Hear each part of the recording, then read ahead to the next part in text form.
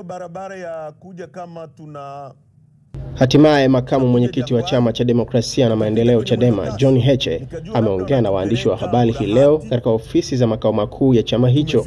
John Heche aliripotiwa kukamatwa na polisi siku ya jana alipokuwa katika mkutano wa hadhara katika soko la Kariakoo, lakini mwisho aliachiwa saa 2 usiku, huku Heche mwenyewe akionyesha kushangazwa na namna alivyokamatwa na kuzungushwa maeneo mbalimbali ya jiji la Dar es Salaam, na mwisho akatelekezwa yeye na wenzake, huku akiwa hawana chochote kama msaada, sio kwa simu wala pesa walizobaki nazo mfukoni.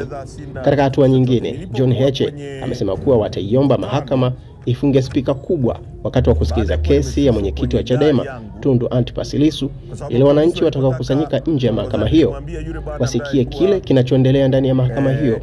Kesi hiyo inataraji kusikilizwa siku ya tarehe 24 ya mwezi wa 4 mwaka 2025 katika mahakama kuu ya Kisutu. Kuna sehemu walikuwa wanasema vunja kioo.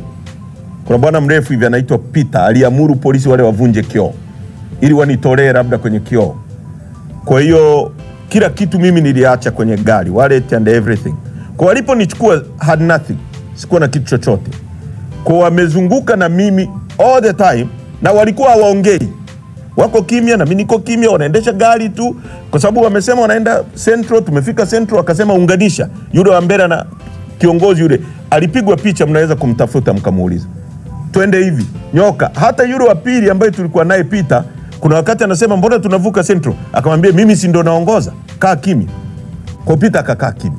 Kwa mimi nilikuwa naenda najua labda napelekwa Mabwepande kama wanavyofanya siku zote, au sehemu nyingine wanayojua kwa tukio lolote. Na tukisema tuko tayari kwa haya mambo, tunamaanisha hivyo, kwamba tuko tayari kulipa ultimate price kuhakikisha nchi hii inarudi kwenye mikono ya sheria. Kwa sababu kwa mfano, sheria yetu inakataza kumkamata, ule ni utekaji kwa njia zile. Walipaswa waje waniambie wewe uko chini ya ulinzi kwa sababu hii na hii na hii. Sasa mtafute Muliro, tafuta polisi, walinichukua na nipeleka wapi? Lakini pia kama wangekuwa watu wema, kwa nini wasingenipeleka either nyumbani kwangu au kituo cha polisi, waniache pale nipate communication, niite dereva wangu aje kunichukua pale? Walikuwa nazunguka na mimi kufanya nini? Mimi nilikuwa nimeomba lift ya gari ya polisi wazunguke na mimi? Ni watu wangapi wanafanyiwa hivyo alafu wanaonekana hawaonekani? Ni kesi ngapi mmezisikia nyie watu wamekamatwa, familia inathibitisha kwamba huyu alichukuliwa na polisi, alafu polisi wanakana kabisa? Sasa kama wangenichukua kwenye eneo ambalo hakukuwa na watu, kusingepigwa picha ambayo ilionekana pale kituo cha polisi, unafikiri nini wangesema baadaye? Kwa mimi baada ya pale, kuna gari moja ilisimamika kwa sababu nilikuwa nimevaa combat hivi na watu ni mtu visible. Kuna mtu akasimama akasema nipande kwenye gari yake, na kwa kweli nikawa tempted. Eliza alinisaidia sana, akaniambia no, usiingie kwenye gari ambayo hujui, Land Cruiser. Hatukuingia, tukachukua bajaji na kulikuwa na foleni. Kwa hiyo nimefika nyumbani kwenye mida ya saa 5 ndio kuja kusema kwamba nilipopata simu ndio nikafanya communication na viongozi wangu.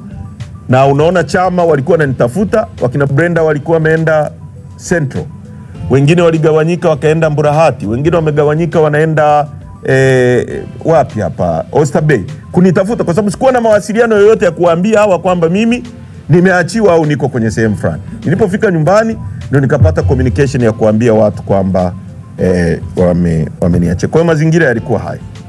Paka mimi nikajiuliza au ni watu walikuwa wamepanga, kwa sababu hii ni abduction. Tulitekwa na polisi, na baadaye nakuja kuona taarifa ya Muliro anasema kwamba polisi hawakutukamata. Sasa nyie jiulizeni, kama mimi ni kiongozi wa chama, nimekamatwa mchana, vyombo vya habari vikiwepo, Watanzania wakiwepo, picha zimeonekana nikiwa kituo cha polisi Msimbazi, tulikuwa na watu wa Jambo TV na baadhi ya watu tuliongozana nao kwenda pale. Ghafla polisi wanasema hawajanikamata. Lengo lao kutoa hiyo kauli ni nini? Ni watu walikuwa wamerenga wanipoteze kama wanavyopoteza watu wengine? Hili ni swali ambalo linahitaji kujibiwa. Wakati huo huo, RC anasema wako na mimi, RPC anasema hawako na mimi. Hii ni serikali ambayo haiko coordinated, haiwezi kuwaongoza Watanzania. Serikali ya aina hii tuko kwenye autopilot, we are captured as a country, tuko kwenye matatizo. Na Watanzania lazima muelewe hili, waandishi wa habari wa Tanzania muelewe, tuko kwenye matatizo makubwa. Tunaongozwa na watu ambao wako very uncoordinated. Mambo ya nchi yanajiendea, huyu anatoa tamko, huyu anatoa, kila mtu ni kambale. Inawezekana hata hizi orders za kumkamata Heche haieleweki aliyezitoa. Huyu anasema hivi, inawezekana ni kila mtu anaongoza section yake. Kwa sababu kama RC anasema wako na mimi, RPC anasema hawajanikamata, ni message gani anayoipeleka kwa Tanzania? Kwa hiyo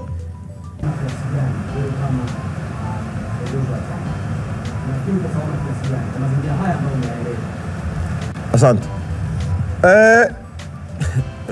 Usalama wangu uko guaranteed na Mungu. Ndio maana Lissu alipigwa risasi 16. Haijawahi kutokea duniani na amesurvive. Mungu ndio mlinzi wetu. Unapodiri na watu ambao wamepotoka, mlinzi wako ni Mwenyezi Mungu. Na hii kazi hatuwezi kuacha kuifanya. Tukiacha kuifanya tutauzwa wote. Wazee wetu waliopigania uhuru walifanya kazi na wakoloni, walikuwa na tabia kama hizi. Nchi zote za Afrika kuna waliokufa katika struggle, kuna waliofika mwisho, lakini lazima tujenge tofali la kwanza na la pili. Tunaweza kuendua vita ya muda mrefu na ngumu, na Watanzania wajiandae kwa hilo, kwamba tunaweza kuendua vita ya muda mrefu na ngumu. Lakini chama chetu ni chama cha kiukombozi, kitafikia malengo kinayojipigania. Tungekuwa chama cha kutafuta ruzuku na kutafuta idadi ya wabunge, kuna watu wametutafuta pembeni tu negotiate tupewe wabunge kadhaa na ruzuku. Sisi sio chama cha hivyo. Sisi ni chama tunahitaji mabadiliko, total overhaul ya sheria zetu, tuingie kwenye uchaguzi huru na haki kwa njia za kidemokrasia, tushinde uchaguzi, tuongoze nchi. Au hata tukishindwa, tushindwe kwa haki. Tuko hivi, tuko tayari kuliko kupewa mbunge mmoja na CCM au 20 na CCM au 100. Tuko tayari kupata mbunge mmoja wa haki, tuseme huyu ndio wananchi wametupa. Au tuko tayari kukosa kabisa, tukasema wananchi hawajatuelewa, tuendelee kuelewesha watuelewe. Tuko tayari kupata wawili, tuseme hawa tumewapata kwa kura za wananchi halali. Na kuongezea hilo, hata sisi tuliokuwa wabunge huko nyuma, tumekuwa wabunge kwa mapambano, watu wamekufa. Tarime mimi nimetangazwa baada ya Mwita Boke Waitei na wenzake kuuawa katika skirmishes za kuhakikisha natangazwa ubunge. Hatuwezi tena kuendelea kuwa na nchi ambayo watu ili uwe mbunge lazima watu wafe. Haiwezekani. Mfano, tumefanya uchaguzi wa ndani ya Chadema huru na haki, hakuna hata nzi aliyekufa, na tumepata viongozi. Ndio tunachokihitaji, transparent, wazi, huru na haki.